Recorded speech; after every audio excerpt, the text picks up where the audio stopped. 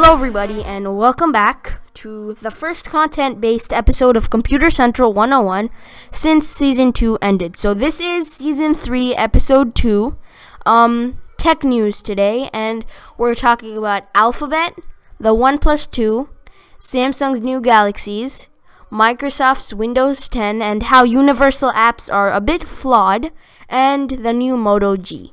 So without further ado, let's get started. So first thing, we're going to talk about Google's new parent company, Alphabet. So as you know, Google was at first its own company focusing on all kinds of things, mostly internet services, but they also had a lot of things that weren't related to internet services, such as self-driving cars, life sciences, Project Calico, focused on longevity, Project Loon, which was delivering internet to everybody with balloons, and all this other stuff that really isn't related to Android, Chrome, and apps. So, they created this new parent company called Alphabet. They took the things that weren't related to internet services and took them away from Google. And they made this new parent company called Alphabet, which specializes in all things that were originally in the big company Google. So, that's basically all that Alphabet is. But we're going to look at Alphabet's business strategy and all that later in the season. So, Alphabet is basically a new parent company to Google. So now we move on to the OnePlus 2. Now, the original OnePlus 1 was dubbed the flagship killer. And it was the rise of this new company called OnePlus. And so now there's a OnePlus 2. And since yesterday, people have been able to purchase invites and then buy the OnePlus 2. So I don't have the invite. I don't have the OnePlus 2. So I'm just going to pull stuff from OnePlus's website. So just in case you want it, the URL for OnePlus's website is oneplus.net, and the OnePlus 2's URL is oneplus.net/2. And Alphabet's URL is abc.xyz. Which is actually pretty cool. So,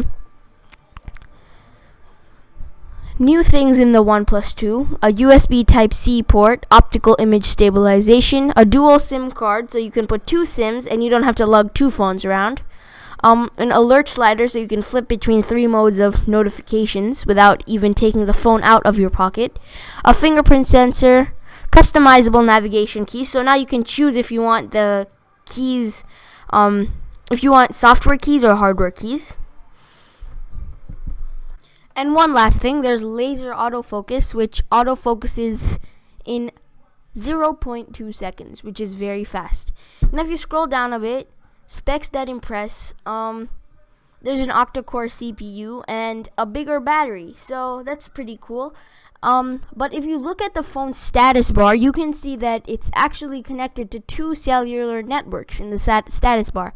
And that picture will be in the video. And it's connected to two networks because it has a dual SIM, like I previously said. So if you go out of the country or if you travel different places, then you can always be connected. And now, the best part. Snapdragon 810 octa-core processor, 4 gigs of RAM. That's as much as a computer from 3 years ago would be acceptable to have 4 gigs of RAM. An Adreno 430 mobile GPU and 64 gigs of storage comes standard.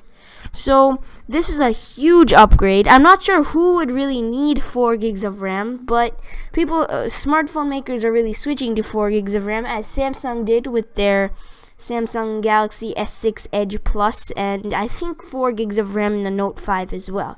So that is the OnePlus 2. It's a great upgrade to the OnePlus 1. You can purchase an invite and then purchase the phone, or you can wait and then just purchase the phone. So next up, we have Microsoft's universal apps and how they might be a flawed strategy.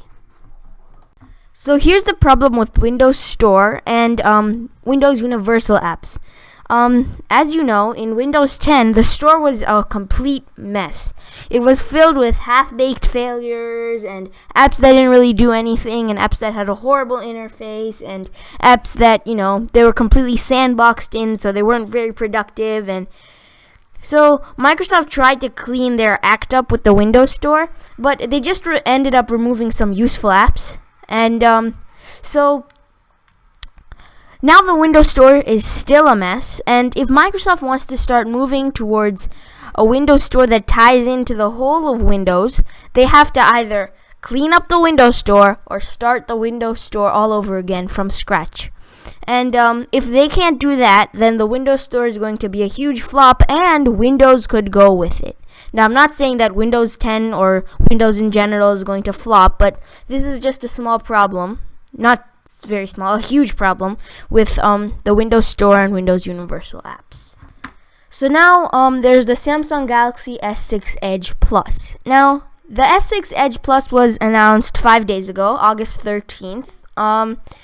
Market status is announced. Its release date is August 21st, 2015. And it's very similar to the Galaxy S6 Edge. It is a bit larger. It's 5.7 inches instead of 5.1 inches of screen size. And it's a bit heavier. It boasts the new TouchWiz UI, Android 5.1 TouchWiz, which is also installable on the Galaxy S6 Edge. It has a slightly lower resolution display, and nothing much has changed. And the only other thing that has changed is one extra curved glass screen, 0.6 inches of extra screen space, and 1 extra gig of RAM.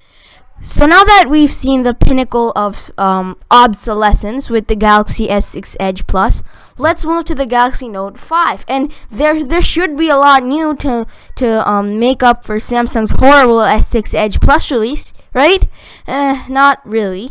So it's all new and shiny. It's slimmer, it's larger screened, it has a redesigned stylus. The whole thing is redesigned, but other than that, there's not a lot that's new. There's an extra gig of RAM and the same processor, octa-core processor, as the Galaxy S6. And there are new S Pen tricks, and it's a high-end handset, but it's sort of so high-end that it's hit the roof for today's standards, and it can't really go so much higher. So Samsung really had a challenge with developing this device, and they completely failed, because they instead of adding cool new features, they added like one or two okay things that they could have been delivered in a software update to the Note 4 anyways. In addition to making lackluster additions to their Note 5, Samsung also removed the micro SD card slot and the removable battery. So we can see that Samsung isn't really innovating with these phones. They're making incremental additions to relatively new phones and then selling them as completely new handsets.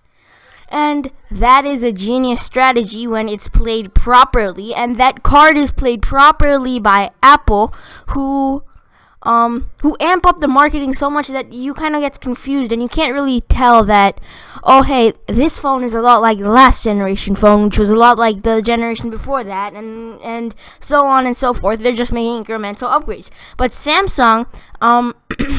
Samsung's strategy is really failing here, because it's really apparent that you add an extra curved screen and 0.6 extra inches of screen space, and then you sell it as a whole new phone, as a replacement to a phone that you just released 5 years ago. I don't understand what is going on here, but I really hope that it stops soon. Otherwise, Samsung is going to find itself in an even deeper hole than they were in before they started all this nonsense. Now we are going to skip over the Moto G, and I'm probably going to make a specialized video for that.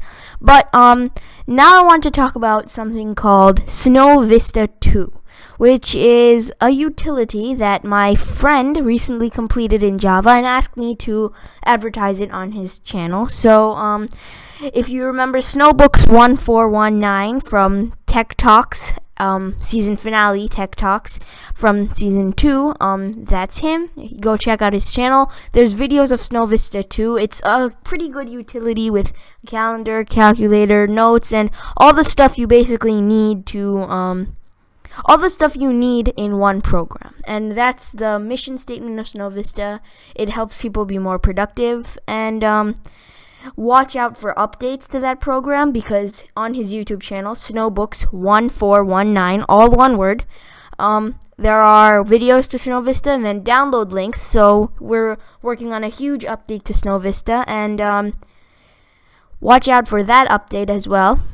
But for now, you can download and use Snow Vista 2, which is the latest version of the software. And we hope you enjoy Snow Vista, as we hoped you enjoyed this episode of Computer Central 101. And now we're going to go ahead and conclude the episode. So, that's it for this episode of Tech News, and that's it for this episode of Computer Central 101. So, Season 3, Episode 2 is finished, and Season 3, Episode 3 is going to be on the future of smartwatches. Now, these episodes, I'm taking more time to produce them on purpose, and you probably saw the new intro video with this episode. You'll see more new developments like that, hopefully, as we move forward, and video quality is going to increase, and the whole, the quality of Computer Central 101 as a whole is planned to increase with this season. So that is all for this episode. And the next episode, like I think I already said, is going to be on smartwatches. Did I say that? I'm not sure if I said that already. But so see you next time.